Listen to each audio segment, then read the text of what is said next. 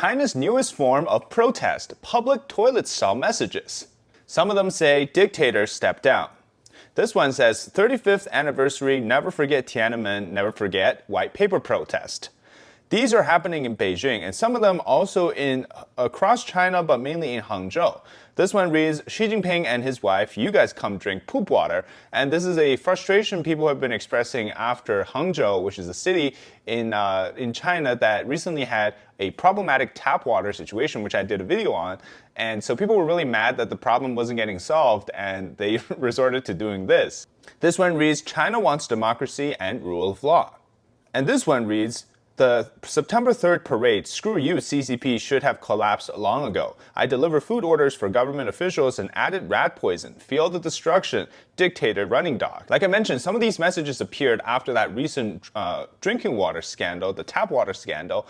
Like this one, this video here, the color of the water is just terrible. And the message reads, Xi Jinping, screw your mother. I won't say it because I don't want YouTube to demonetize this video. But didn't think middle and high school bathroom messages and marker writings would become the next form of protest in China. And frankly, it's the way that angry Chinese citizens can actually express themselves. Now, since there's cameras everywhere in China, the only place that in public that doesn't have cameras is in the bathroom stalls. Some of the public toilets are beginning to use real name identification before people can go inside, and this is happening in Beijing. Now, I'm not surprised if they would start to install cameras inside the bathroom for security reasons, stability reasons, whatnot. Now, the core of this isn't the fact that there's marker writings or messages on the wall. That's not some revolutionary form of protest.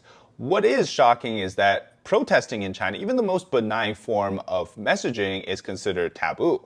Like, Chinese people are legit shocked that this is a form of protest, by the sense that, you know, this is how severe the CCP's fear-driving methods are. That they drive so much fear into people that even writing on the walls in a bathroom, public bathroom stall, is something that people fear doing.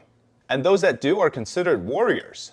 Some of these also appeared at light poles and bridges. After all, the last time a man who was brave enough to put up banners at a bridge in Beijing ended up obviously going to jail, but they created this new job, the CCP. It's called bridge guards or bridge watchers. This is a job posting from 2023. Bridge watchers get paid about 220 yuan for a 24-hour shift. That's about 30 USD. And for 12 hours, they get about 150 yuan or 23 USD. But you do get lodging and food provided.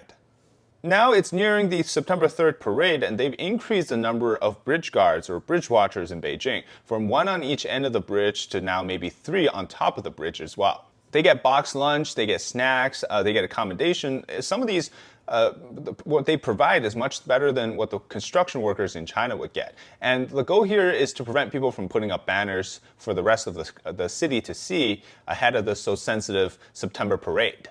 And this one on the power line pole reads, the CCP doesn't represent China, which, you guessed it, they created the line pole security as well. This job posting happened after the commemoration of the June 4th this year, 210 yuan per day, and so that's including 2 meals, a tent for sleeping for 24 hours. That's what you get for it. Crazy. Maybe next they will have a bathroom security. Who knows? Now, this whole bathroom situation might be new, but the whole protesting or the slogans are nothing new in China. It's just that they've switched different methods. One of my favorite ways that Chinese people have protested is using a $100 bill. They write stuff on here. Now, Falun Gong practitioners in China, people that have been persecuted since 1999, they find very creative ways of doing this. One of them is they would write messages of clarifying the persecution or the truth about the persecution on the 100 yuan bill, and that bill gets spent, goes into circulation, and people start to wonder, you know, what are they trying to say? And then people find out about the persecution. In fact, one of the largest nonviolent protests ever happened in China was done by a group of Falun Gong practitioners. What they did was they hijacked state television broadcast in the evening. Now, the state evening news from CCTV is like everybody's watching it at 7 p.m., I believe. That's when it goes on, or 7:30. But they hijacked the signal in the northeastern city of Changchun, and they broadcasted a short program on how the Falun Gong practitioners are being persecuted. And this whole thing was very dramatic. There's an animated film called Eternal Spring that I watched, I think, 2 years ago that actually talks about this. If you're interested, go check out that film because it's a really thrilling story and just what they went through to do that and what happened to those people that were involved in this afterwards. So it's definitely a great movie if you want to check out what I just talked about. It's called Eternal Springs. Now, speaking of films, there's another film I saw recently. I know we're kind of going off topics, but this film was called Unrestricted Warfare, which is the exact same name as the CCP doctrine called unrestricted warfare. This is a film by the Canadian director Yan Ma, and it's a visual dramatic interpretation of what happened during the COVID pandemic through the lens of how the CCP infiltrated the West. Jim Conrad, a renowned virologist, and his wife runs a biotech company in China. Until one day in Beijing, they suddenly were arrested by military agents. Jim is forced into a deadly bargain: infiltrate a Canadian P4 laboratory to steal virus samples for the CCP. But as the operation spirals out of control, Jim realizes he's entangled in a silent yet catastrophic global war. This isn't just a scientific crisis, this was a war without boundaries, a meticulously engineered, unrestricted warfare.